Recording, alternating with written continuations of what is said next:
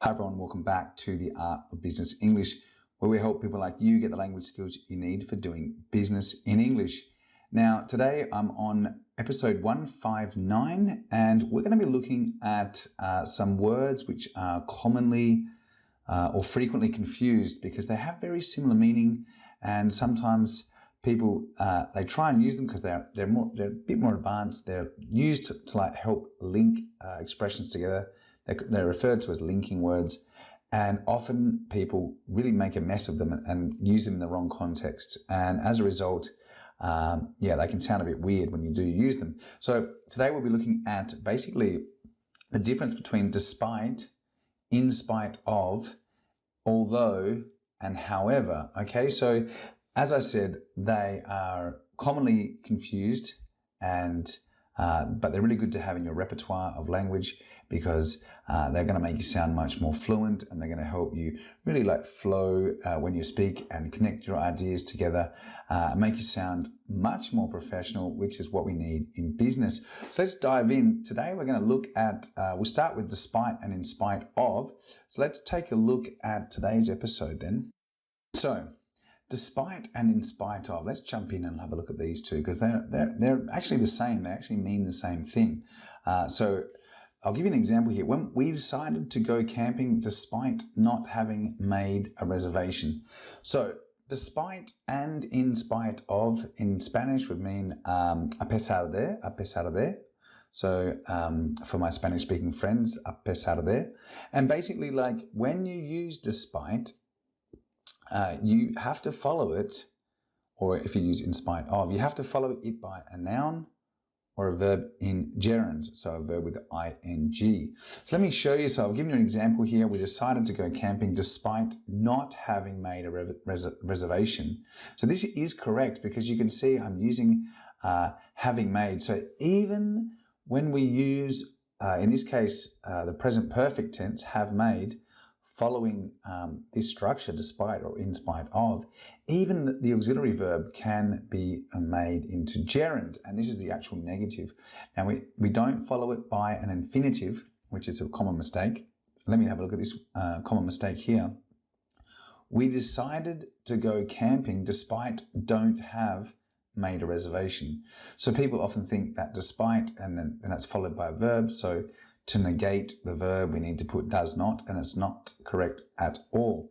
You cannot put doesn't or don't after despite. All right, let me give you another example here. We went camping despite the cold weather. So this is correct because weather is el tiempo, no, in Spanish. So it's the weather. Is it sunny? Is it raining? And it's actually being used as a noun. So really quite simple there. Despite the cold weather. So you need to remember that it's despite something or despite a gerund. Okay, so despite a noun or despite a gerund verb form. All right, let's look at the next one here, which is actually in spite of. Okay, so in spite of means exactly the same thing as despite, but there's three words. Okay, so don't mix them. You can't mix them together. Despite is one word and in spite of is three together. So you can't put despite of or in despite, like you don't mix them at all. That's another common mistake I see. So let me show you an example. I passed my law exam in spite of being sick. So you can see that the person has used that they're sick or that they were sick in spite of being. This could be in the past. So we don't say in spite of was sick, all right, even though it's the past. You need to follow it by a verb in gerund, and it must be in ing form. It's very simple, okay? In spite of being sick the day of the exam. So even though it's in the past, we say in spite of plus being ing. And this is incorrect. I passed my law exam in spite of be sick the day of the exam. You can't use just the verb with no preposition or with no gerund. That doesn't sound good at all. And here's an example with a noun. I passed my exam in spite of my poor preparation. So here we've got the noun preparation. So in spite of the person's poor preparation, they actually passed the exam. So that is an example of a noun after this structure. Let's look at the next one. So here are some other common mistakes I see, okay, with this structure of despite, in spite of. First one, he moved to Spain despite of don't speak Spanish. That doesn't work at all. So this is incorrect for two reasons. Number one, despite is never followed by the preposition of, which is a common mistake. People mix in spite of with despite, and for some reason they think that despite of is a structure. It's not. And secondly, despite is always followed by either a noun or a verb in gerund, as I said. So you can't follow it with another preposition of. You can't follow it with a negative, like a negation of a verb, like don't or doesn't or didn't, okay? You can follow it by the verb haber, which is in Spanish haber, or in English have, but that's the auxiliary verb to use present perfect or perfect tenses in English, and then you need to put it in gerund, which I mentioned before in my example. Okay, another one here. The kids went for a swim despite that. I hear that all the time, despite that. It was very windy, so that's also wrong. You can't say despite that. And a bit cold. So the kids went for a swim despite that it was very windy and a bit cold. This is also incorrect. It's never followed by that, so don't put it. Okay, and one more thing. If despite and in spite of are used at the beginning of a sentence, then we can often add the phrase the fact that. So despite the fact that, in spite of the fact that. So, a pesar del hecho de que, I think it's like that in Spanish, a pesar del hecho de que. If it's wrong, just let me know in the comments. But yeah, despite the fact that, plus subject, plus verb, that is how we would use that structure. Another thing, this expression is really, really good for making your writing or your speech sound a lot more formal. Okay, so let me give you an example.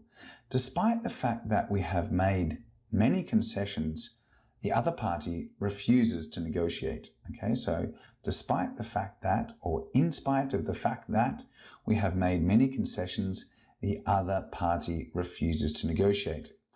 And here's another one with in spite of the fact that our company is looking to expand, currently market conditions do not allow it. Okay, and you'll see, like it's really simple. It makes your vocabulary and your expressions and your English sound much more formal, and it's a really nice way to articulate yourself in a meeting or to your boss or something like that. Okay, all right, let's turn to the next one in this lesson, which is although.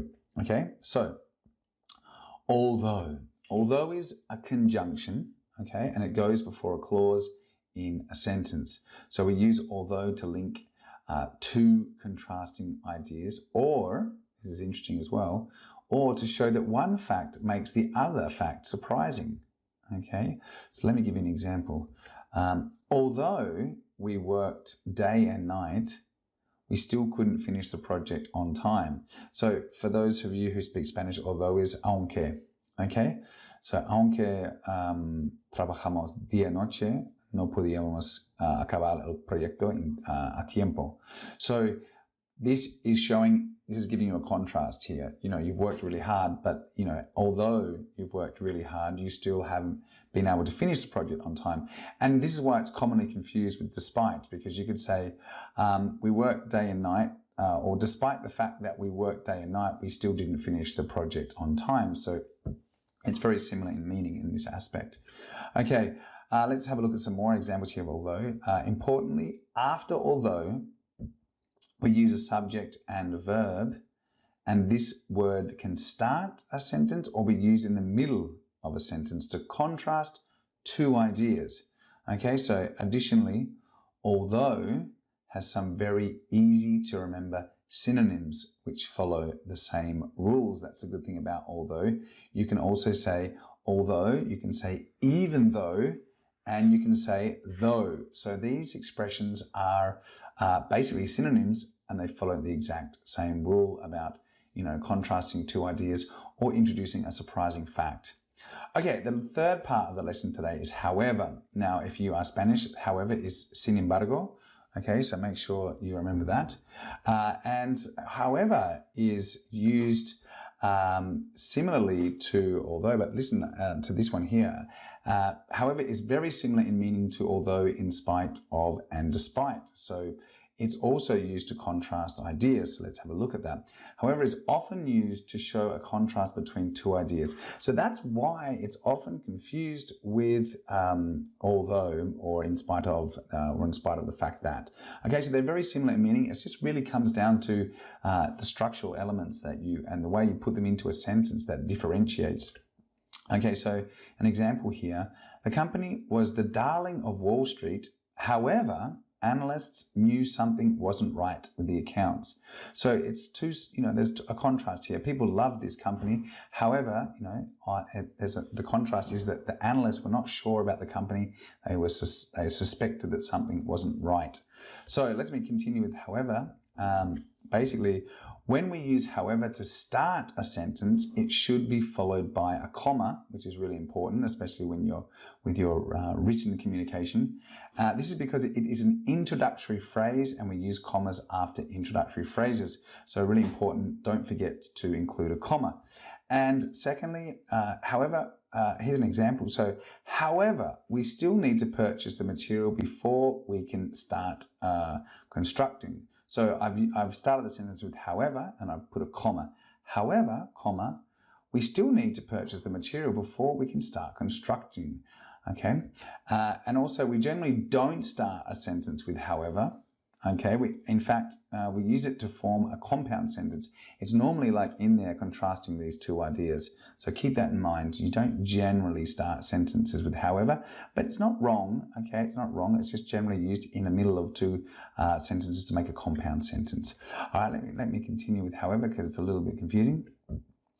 So the word however can also be used to mean in whatever manner or in whatever way. So by whatever means or whatever extent. So this is also something that we need to keep in mind with however. However, we looked at the data, we still couldn't interpret it correctly. This means it didn't matter the way in which we looked at the data, whichever way we looked at it, we still couldn't interpret it. So however we tried to attack the problem, we still couldn't solve it. So it means that we looked at it from different angles, different perspectives, and it still didn't help. Okay, so those are four little parts of speech or parts of English that are often commonly confused. I hope you found them interesting and insightful, and that was actually like something that maybe you've made mistakes about, or you've made mistakes with that before. I hope that this has clarified that, especially with despite and in spite of, which is often mixed up or confused.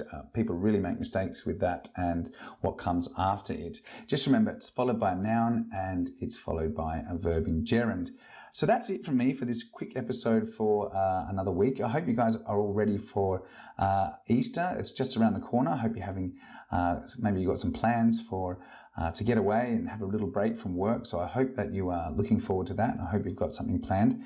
And, remember that I've got this micro course, which I think is until this Monday. You can use the a code which is 30 mistakes. So that's the number 30 and the word mistakes all together, 30 mistakes. Just check out new micro course that I've just launched. It's a 100% discount at checkout. So you can just have a look at the course for me.